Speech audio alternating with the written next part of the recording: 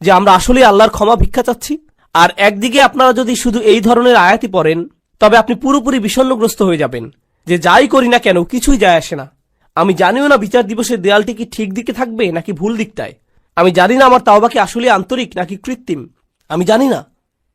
তাহলে কিভাবে জানতে পারি?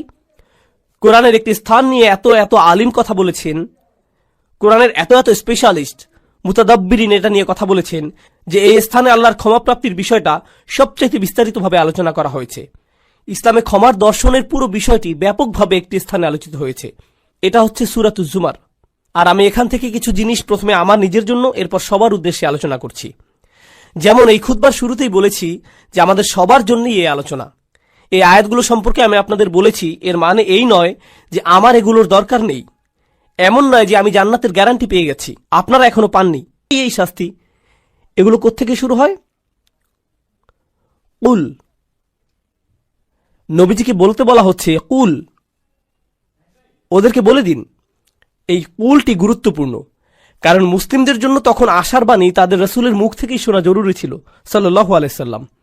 আর এই সুন্নতের ধারাবাহিকতা রক্ষায় আমরা এই আশা কিন্তু শুধু কিতাব থেকেই পাই না, বরং যারা রাসূল সাল্লাল্লাহু আলাইহি সাল্লামের উত্তরাধিকার বহন করেন তাদের কাছ থেকেও আশা পাই। এই লিগাসি বহনকারী হিসাবে আপনি আমি আমাদের উচিত ছিল অন্যদের আশার বাণী শোনানো। এই কুল শব্দের মধ্যেই, এই কুল শব্দটির মধ্যেই এই বিষয়টা সন্নিহিত। কুল ইয়া ইবাদিয়াল্লাযীনা আসরাফু আলা আনফুসিহিম, তাদেরকে বলে দিন আমার বান্দারা, আমার দাস, আমার বান্দা যারা নিজেদের বিরুদ্ধে চলে গিয়েছ। আরবিতে ইসরাফ মানে সীমা অতিক্রম করা, উচিতের বাইরে চলে যাওয়া। যদি আপনি বেশি খেয়ে খাবার গলা পর্যন্ত চলে এসেছে এমন অবস্থা হয়, তাহলে আপনি খাদ্য গ্রহণে ইসরাফ করেছেন, বেশি খেয়ে ফেলেছেন। যেখানে বেশি খরচ করা উচিত নয় সেখানে অতিরিক্ত খরচ করে ফেললে আপনি খরচে ইসরাফ করেছেন। প্রতিশোধ নিতে গিয়ে কারো উপরে চরের বিপরীতে যদি 10 গুণ চর দিয়ে বসেন, তাহলে আপনি প্রতিশোধ গ্রহণে ইসরাফ করলেন। ইসরাফ মানে বাড়াবাড়ি করে ফেলা। আল্লাহ বলছেন আমার বান্দারা যারা নিজেদের বিরুদ্ধে বাড়াবাড়ি করে ফেলেছ, তারা অনেক ক্ষেত্রে যা করার তার চাইতে বেশি করে ফেলেছে। কিন্তু আল্লাহ বলেননি ইসরাফ কোন ক্ষেত্রে, সম্পদের ইসরাফ নাকি কথাবার্তার ইসরাফ নাকি গাফলতির ইসরাফ। ইসরাফটা কিসের এখানে, বাড়াবাড়ি কোথায় হয়েছে? আল্লাহ এটা নির্দিষ্ট করেননি, কারণ আমরা অনেক কিছুতেই বাড়াবাড়ি করি। আপনি অতিরিক্ত অলস হতে পারেন, আপনি বাড়াবাড়িভাবে রাগী হতে পারেন, আপনি অতিরিক্ত লোভী হতে পারেন, আপনি অনেক কিছুতেই বাড়াবাড়ি করতে পারেন, অনেক কিছুতে অতিরিক্ত করতে পারেন। আর আল্লাহ বলছেন তোমরা যেই বাড়াবাড়ি করে ফেলেছো নিজেদের বিরুদ্ধে, এটা আরেকটা জিনিস। আল্লাহ কিন্তু বলতে পারতেন ইয়া ইবাদিয়াল্লাযীনা আযলামু, যারা পাপ করেছো, যারা ইরতাকাবু সাইয়্যাতু, পাপ কাজ সংগ্রহ করেছো। না, বরং বললেন আসরাফু আলা আনফুসিহিম। এটা কি ইঙ্গিত দিচ্ছে? ইসরাফ হয় যখন কেউ নিজের জন্য বেশি বেশি চায়, আর নিজের জন্য বেশি চাবার কারণে আপনি ভাবছেন এটার ফলে আপনি বেশি কিছু পাবেন। আর আল্লাহ এই আয়াতের বাস্তবতা বলছেন, তিনি বললেন আসরাফু আলা আনফুসিহিম, তিনি লি আনফুসিহিম বলেননি। তিনি বলেছেন তোমরা নিজেদের বিরুদ্ধে বাড়াবাড়ি করেছ, নিজের জন্য করনি। তুমি ভাবছিলে তুমি গিয়ে সীমা অতিক্রম করেছ কারণ এতে তোমার জন্য কিছু থাকবে, কিন্তু বাস্তবতা হলো প্রত্যেকবার এমনটা করার সময় এটা তোমার বিরুদ্ধেই গিয়েছে। আলা আনফুসিহিম লা তাকনাতু মির রাহমাতিল্লাহ। তুমি যদি এটা মেনে নাও, আর আমি যদি মেনে নেই যে আমরা কিছু জিনিস বাড়াবাড়ি করেছি, কিছু জিনিসের সীমা অতিক্রম করেছি, তাহলে আল্লাহ বলছেন কোনোভাবেই আশাহত হইও না। এটা হলো সিদ্দাতুল ইয়াইস আল কুনুত। সিদ্দাতুল ইয়াইস প্রচন্ড হতাশা, খুবই বিষণ্ণতা। এখানে কি শিখতে পারছি? গুনাহ, মন্দ কাজ, এগুলো আমাদেরকে হতাশ করে দেয়। তারা এমন অনুভূতি আনে যে আল্লাহ তো আর আমাকে ক্ষমা করবেন না, আমার অবস্থা তো খুব খারাপ, তাই না? ক্ষমা চাবার অর্থটাই বা আর কি? আমি কি করছি জানেন? আমি কি কি কাজ করি সেগুলো জানেন? আপনি না জানলেই ভালো ভাই, আমি খুবই খারাপ। আর এই সময় ভাবছেন এই সময় এসে ক্ষমা চাবার মানেটাই বাকি। আর আল্লাহ জানেন এই চিন্তাগুলো ওসব মন্দ কাজের থেকে উৎপন্ন হয়। আবার কেউ বলে ক্ষমা চাও নিয়ে আমি আর ভাবতে পারবো না। আসলে যারা ভালো মানুষ তারা তো ইস্তেগফার ইত্যাদি করে, আমি তো অনেক অনেক খারাপ কাজের মধ্যে জড়িত। তাছাড়া এসব থেকে দূরে থাকবো সেটাও না, একেবারেই আশাহীন হয়ে যাও। তাছাড়া এসব থেকে দূরে থাকবো সেটাও আপাতত হচ্ছে না। আল্লাহ বলছেন লা তাকনাতু মির রাহমাতিল্লাহ, নিজেদেরকে আলাদা করে ফেলো না, আশাহত হয়েও না, একেবারেই আশাহীন হয়ে যেও না আল্লাহর ভালোবাসা, যত্ন আর ক্ষমা থেকে। আল্লাহ তোমাকে ভালোবাসা বন্ধ করেননি, তোমার খেয়াল রাখাও বন্ধ করেননি। এমন কখনোই না যে আল্লাহ তোমার প্রতি ক্ষমা দেখাতে আর আগ্রহী নন, এমন কিছুই না। আপনি নিজেকে বলেন আল্লাহ মনে হয় আমাকে শাস্তি দিতেই চান। না, এটা আপনার ধারণা, আল্লাহ বলেননি, আপনি বলছেন। আল্লাহ কোরআনে কখনোই বলেন না যে আপনাকে শাস্তি দিতে চান, বরং তিনি উল্টোটাই বলেন, মা ইয়াফআলুল্লাহু বিআযাবিকুম, আপনাকে শাস্তি দিয়ে আল্লাহর কি লাভ? তিনি কেন শাস্তি দিবেন আপনাকে? হুবহু এটাই বলেছেন আল্লাহ।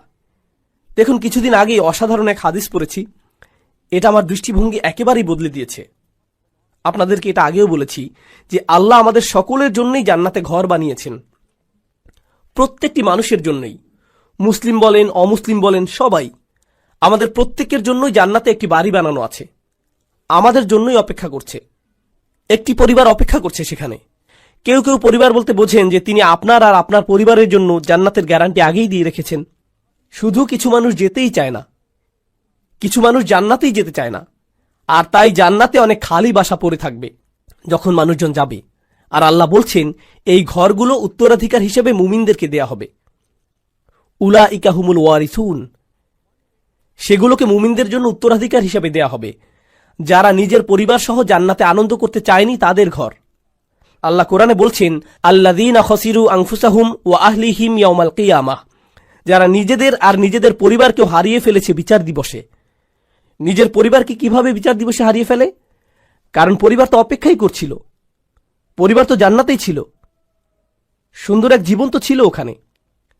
তাই আল্লাহ আযজা ওয়া জাল্লা এই আয়াতে বলছেন ইন্নাল্লাহা ইয়াগফিরুয যুনুবা জামিআ। দয়া করে খোলা কানে এই আয়াতগুলো শুনুন। রমজানের আর যে কয়দিন বাকি আছে সেগুলোর সুযোগ নিন, নিজেদের জন্য আর আপনার পরিবারের জন্য হলেও। ইন্নাল্লাহা ইয়াগফিরুয যুনুবা জামিআ, আল্লাহ ক্ষমা করে দিবেন সমস্ত গুনাহ, সব একত্রেই। আর এটা কোরআনের একটা মিরাকল। কোরআনের সবচেয়ে বড় উপহারগুলোর একটি এই যে আল্লাহ বলেছেন জুনুব, তিনি সাইয়্যাত বলেননি। কারণ আরবিতে সাইয়্যাত হলো গুনাহ, আর জুনুব তার চাইতে ছোট। আর আল্লাহ বলছেন তিনি ছোটগুলোকেও ঢেকে রাখবেন। আসলে ছোটগুলোর নাকচ করা বড়গুলোকেও অন্তর্ভুক্ত করে ফেলে। যেমন আল্লাহ যদি বলেন আমি তোমার বড় গুনাহগুলো মাফ করে দেব, এর মানে তিনি ছোট গুনাহগুলো হয়তো বাদ দেবেন। তিনি বলছেন আমি তোমার ক্ষুদ্রতম গুনাহটিকেও ক্ষমা করব, তোমার আমলনামা এতই পরিষ্কার করে দেব যে তাতে একটুও দাগ থাকবে না, সবকিছু চলে যাবে জামিআন, সবকিছু একত্রেই। ইন্নাহু হুয়াল গফুরুর রহিম, কোনো সন্দেহ নেই তিনিই একমাত্র যিনি প্রচণ্ডভাবে ক্ষমাশীল, প্রচণ্ড ক্ষমাশীল তিনি। আর তিনি সর্বক্ষণই প্রেমময়ী, সর্বক্ষণই করুণাময়, সর্বক্ষণই যত্নশীল। এটাই ক্ষমার ব্যাপারে প্রথম বার্তা দেবার কথা ছিল। আল্লাহ সবকিছু মাফ করে দিতে প্রস্তুত, আল্লাহ আপনার সবকিছু একেবারে নতুন করে শুরু করতে প্রস্তুত। তবে সেটাই কিন্তু একমাত্র নয়। কেউ এই আয়াত পড়ে ভাবলো এটাই আয়াতটির বার্তা। না না না না, দেখুন আমের বা নির্দেশ কিন্তু এখনো চলছে। তাই পরের আয়াতটি পড়ার পদ্ধতি হলো উল ইয়া ইবাদিয়াল্লাযীনা আসরাফু আলা আনফুসিহিম আনিবু ইলা রাব্বিকুম। এটা ঠিক এমনই, এভাবেই বোঝানো হচ্ছে। এর মানে হলো আমার বান্দারা, এখন যেহেতু জানো যে আমি সবকিছুই ক্ষমা করে দেব, আমার কাছে ফিরে আসো, নিজের মালিকের কাছে ফিরে আসো। এই বার্তার পরের অংশ এটাই। ক্ষমার আলোচনা ওখানেই শেষ হয়নি, তার কাছে ফিরে আসুন। তিনি বলছেন আমি ক্ষমা করতে প্রস্তুত, কিন্তু আমার ক্ষমা বিনামূল্যে নয়, এটা অর্জন করতে তোমাকে কিছু একটা করতে হবে। আমার কাছে ফিরে আসো। আনিবু ইলা রব্বিকুম, নিজের অন্তর তোমার রবের দিকে ফিরিয়ে দাও, আমার কাছে ফিরে আসো। আনিবু ইলা রব্বিকুম, নিজের অন্তর তোমার রবের দিকে ফিরিয়ে দাও। দেখুন আরবিতে তওবা আক্ষরিকভাবেও হতে পারে, আল্লাহর দিকে অন্তর ফিরে আসা তওবা হয়, আবার শারীরিকভাবে ফিরে আসাকেও তওবা বলা যেতে পারে। ইনাবা শুধু অন্তরের জন্য, আরবিতে ইনাবা ব্যবহৃত হয় যখন অন্তর আল্লাহর দিকে ফিরে আসে। তাই আল্লাহ বলছেন তোমার অন্তর কোথায়, কি নিয়ে ব্যস্ত তুমি, কি নিয়ে বিভ্রান্ত তুমি? তোমার মালিকের কাছে ফিরে যাও, তিনি ক্ষমা করতে প্রস্তুত। ওয়াসলিমু লাহু, এরপর তিনি বলছেন যেহেতু তোমার অন্তর আমাকে দিয়েছ, এখন তোমার সত্তাকেও আমার প্রতি সমর্পণ করো, ইসলামে থাকো, নিজেকে সমর্পণ করো, মান্য করতে প্রস্তুত হও। ওয়া আসলিমু লাহু মিন ক্বাবলু আন ইয়াতিয়াকুমুল আযাব সুম্মা লা তুনসরুন, শাস্তি আসার পূর্বেই এরপর আর সাহায্য প্রাপ্ত হবে না। এখন আল্লাহ শাস্তির কথা বলেছেন, এমন না যে আয়াতে শাস্তির কথা নেই, আছে, কিন্তু শুরু হয়েছে কি দিয়ে? শুরু হয়েছে উৎসাহ দিয়ে, যে দেখো আমি সব ক্ষমা করতে প্রস্তুত, কোনো শাস্তিই তোমাকে দেয়া হবে না। তুমি যদি চাও তবে আমার কাছে ফিরে আসো, নিজেকে আমার কাছে সমর্পণ করে দেওয়া উচিত তোমার, আর তাড়াতাড়ি করো এটা। এমন ভেবো না যে অনেক সময় হাতে আছে। এমন লোকদের অন্তর্ভুক্ত হয়েও না বিচার দিবসে যাদেরকে বলা হবে তারা বাস্তুম, ভেবেছিলে তোমাদের হাতে অনেক সময় যে দেরি করলেও হবে, তাই না? এটা যেন ফি মানাতা আখারতুম, তুমি বিলম্ব করেছিলে, অনেক সময় আছে আরো, থাকুক, বাদ দাও। এই ধরনের কথাবার্তা, এমন ধরনের লোক হবে না। আল্লাহ বলছেন শুরু করে দাও, মিন কবলি। এই মিনকে বলে মিনা তাজিল, শাস্তি আসার ঠিক আগে আগে। আমি বলছি শাস্তি হতে কিন্তু দেরি নেই, কাছেই। বিচার দিবসের কথা বললে অনেকে মনে করেন বিচার দিবস অনেক দেরি, তাই না? ইন্নাহুম ইয়ারাউনাহুম বাঈদা, তারা মনে করে ওটা হতে অনেক দেরি। অনারাহু করিবা, আল্লাহ বলছেন আমরা দেখেছি যে এটা শীঘ্রই। কিন্তু আমাদের প্রত্যেকে আমরা কখন যাব? আমরা কি ঈদের দিন আদৌ দেখতে পাবো? কে জানে? কে জানে আমরা কবে যাব? কে জানে মৃত্যুর ফেরেশতার কাছে আল্লাহ কি লিখে দিয়েছেন? আমরা পার্কিং লট পর্যন্তও কি যেতে পারবো? কে জানে? আমরা কেউ জানি না। আর আমাদের মৃত্যু হলেই মান মাতা ফাকাদ কামা কিয়ামাহু, যে চলে যায়, যেই মারা যায় তার কিয়ামত শুরু হয়ে যায়। আপনার কিয়ামতের জন্য ইয়ামুল কিয়ামা, পুনরুত্থান দিবসের জন্য অপেক্ষা করতে হবে না। এক সেকেন্ডেরই ব্যাপার এটা। আর ফেরেশতা যখন চলে আসবেন তিনি বলবেন না, ও সরি আপনার 5টা একটা মিটিং আছে না, তাহলে পরে আসছি। এমনটা কিন্তু হবে না। যখন যাবার সময় চলে আসবে যেতেই হবে, কোনো দেরি হবে না। তাই আল্লাহ বলছেন আর দেরি করো না, নিজের অন্তরকে আমার দিকে ফিরিয়ে আনতে আর সমর্পণ করতে বিলম্ব করো না। ওয়া আনিবু ইলা রাব্বিকুম ওয়া আসলিমু লাহু। তাছাড়া আমাদের দিনের সৌন্দর্যটা দেখুন। কেউ যদি খুতবাতে বসে বসে সিদ্ধান্ত নেয় যে সে আল্লাহর দিকে ফিরে আসবে, সে এখনো কিন্তু কিছুই করেনি। সে কিন্তু এখনো তার জীবনধারা সম্পর্কিত কিছুই বদলায়নি। সে এখনো তার আয়ের উৎস নিয়েও কিছু করেনি, কিংবা তার আচরণেও পরিবর্তন আসেনি। সে শুধু অন্তরে নিয়ত করেছে যে সে ভিন্ন মানুষ হয়ে যাবে, আর সে বের হয়ে যাবার সময় কিংবা সে তার পরিবারের সাথে দেখা করার আগেই আল্লাহ হয়তো তার জীবন নেবার সিদ্ধান্ত নিলেন। সে ক্ষমা পেয়ে যাবে। সে তো পরিষ্কার, সে আল্লাহ দিকে ফিরে এসেছিল, এটাই যথেষ্ট। সুবহানাল্লাহ। আমি একজন লোককে চিনতাম নিউ ইয়র্কের এক মসজিদে, বেশ বড় মসজিদ, ম্যানহাটনের 96 স্ট্রিট, সেখানকার সবচেয়ে বড় মসজিদ। আর এটার সামনেই বিশাল বড় একটা অ্যাপার্টমেন্ট কমপ্লেক্স। সেখানে এক হিন্দু লোক বাস করত। মসজিদটাও সেখানে যুগ যুগ যাবৎ ছিল। সে প্রতিদিন সেই দিক দিয়ে যেত আর শুনত, কারণ তারা মাইকে আজান দিত। তো তিনি আজান শুনতেন, সবসময় সেটা শুনতে পেতেন। 96 বছর বয়স। মসজিদে এসে বললেন আমি মুসলিম হতে প্রস্তুত। 96 বছর বয়স। শাহাদা পাঠ করলেন। 2 দিন পর মারা গেলেন। 96 বছরের শিরক, 96 বছরের গাফলা। এরপর তিনি আল্লাহর কাছে ফিরে এলেন, সেটাই যথেষ্ট হয়ে গেল। সব পাপ মুছে ফেলা হলো, সকল মন্দ কাজকে ভালো কাজে পরিণত করে ফেলা হলো তার জন্য। ইন্না লিল্লাহি ওয়া ইন্না ইলাইহি রাজিউন। এটাই আল্লাহর দয়া কারো প্রতি, এটাই আল্লাহর ভালোবাসা, যে চলে যাবার পূর্বেই আল্লাহ তাদের ফিরে আসতে দেন। ওয়া আনিবু ইলা রাব্বিকুম। এটা শুধু অমুসলিমদের প্রতি আহ্বান নয়, আমাদের জন্যও। আমাদেরও আল্লাহর কাছে ফিরতে হবে। এমন মনে করবেন না যে আমি শুধু খুব আধুনিকতাবাদী লিবারেলদের উদ্দেশ্যে কথাগুলো বলছি। এখানকার ধার্মিকদের উদ্দেশ্যে বলছি না, হিজাব সহ বোন কিংবা দাড়িওয়ালা সেই ভাইটির উদ্দেশ্যে না, না না না, সবার উদ্দেশ্যেই বলছি।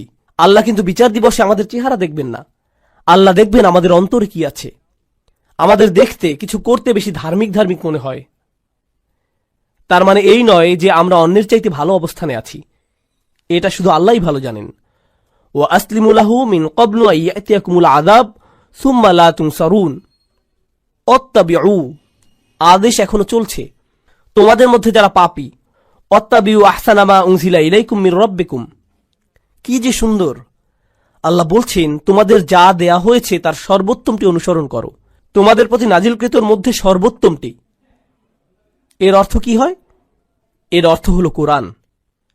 এর আগেই ওহী নাজিল হয়েছিল, কিন্তু মানুষের প্রতি নাজিলকৃত সর্বোত্তমটি হলো আল্লাহর এই কিতাব। আর কোনো কিছুই এর চাইতে উত্তম নয়। তোমরা কেন এর অনুসরণ করছো না? আল্লাহ এই আয়াতে আমাদের বলছেন, যারা তার দিকে ফিরে আসতে চায়, তার দিকে ফিরে আসার রাস্তাটি হলো তার কিতাবের অনুসরণ করা। আর না বুঝে কোনো মানচিত্র তো আপনি অনুসরণ করতে পারবেন না। আপনি দিক না চিনলে মানচিত্র কিভাবে অনুসরণ করবেন? আপনার আমার এই কিতাবের সাথে সরাসরি সম্পর্ক করা দরকার। যদি আপনি এই কিতাবটিকে উপেক্ষা করে চলছেন, তবে এই আয়াত আপনার জন্য। আপনি আমি যদি ক্ষমা চাই, তবে এই কোরআনের সাথে সরাসরি সম্পর্ক করতে হবে। এটা পড়ুন, কি বলতে চাচ্ছে সেটা বোঝার চেষ্টা করুন, আন্তরিকতার সাথে আল্লাহর কাছে দোয়া করুন, হে আল্লাহ, এই কিতাব বুঝতে আমাদেরকে সাহায্য করুন। আমি অনুবাদ পড়ছি, কিছুই বুঝছি না, আমাকে এর ব্যাখ্যা বুঝতে সাহায্য করুন। আপনি কি বলতে চাচ্ছেন আমাকে বলুন। ইয়া আল্লাহ, আরবি শিখা আমার জন্য সহজ করে দিন, যেন আমি আপনার কিতাবের সাথে সম্পর্ক করতে পারি। আল্লাহ আপনার জন্য সহজ করে দিবেন। তিনি করবেন না এমন হবে না।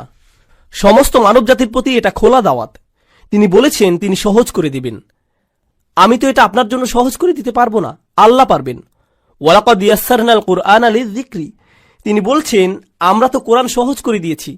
তিনি বলেননি লিল আরব, তিনি শুধু আরবদের জন্য সহজ করে দেননি, বরং পুরো মানব জাতির জন্য সহজ করেছেন। এটাই তার ওয়াদা। তাই তাকে কিছু আন্তরিকতা দেখান, নিজের পক্ষ থেকে কিছু প্রেরণা দেখান যে আপনি প্রস্তুত, যে আমিও ফিরে যেতে চাই। আপনি দেখতে পাবেন দরজা তার থেকেই খুলে আসছে। ওয়াত্তাবিউ আহসানা মা উনজিলা ইলাইক মির রাব্বিকুম, যা পাঠানো হয়েছে তার সর্বোত্তম অনুসরণ করো। অর্থাৎ এই কিতাবের চাইতে উত্তম বার্তা, উত্তম উপদেশ তো কখনোই তোমরা পেতে পারতে না। কোন মুসলিমের এই কিতাবের সাথে সরাসরি সম্পর্ক থাকা মানে উপদেশ পাবার জন্য সবসময় কেউ না কেউ থাকা, তার অন্তরকে শান্ত করার জন্য কেউ না কেউ সবসময় আছে। আপনি কোরআনের যে কোনো পৃষ্ঠা খুলে পড়া শুরু করুন, শান্তি আর সুখ পাবেন। আপনি খুশুখুজুর সাথে সালাত আদায় করুন আর আল্লাহর কথাগুলো তিলাওয়াত করুন, এমন সমাধান পেয়ে যাবেন যেটা কল্পনাও করেননি। আল্লাহর কথার মাধ্যমেই সেটা চলে আসবে আপনার কাছে। কোরআন অসীম, সর্বক্ষণ প্রাসঙ্গিক। এটা এমন একটা কিতাব যেটা সর্বকালে উপযুক্ত, আক্ষরিকভাবেই। কলেজে থাকতে আমি এক বন্ধুর সাথে এই এক্সপেরিমেন্ট করেছিলাম। তাকে বললাম, বন্ধু, সবাই তো বলে কোরআন হেদায়েত, চলো একটা এক্সপেরিমেন্ট করি। প্রত্যেকবার আমাদের কোনো সমস্যা হলেই চলো কোরআনের কোনো একটা পৃষ্ঠা খুলে পড়া শুরু করি, দেখি কোনো সমাধান পাই কিনা। আমরা এমন 2-3 মাস যাবত করলাম, আর সুবহানাল্লাহ, আমরা প্রতিদিন মেলাতাম।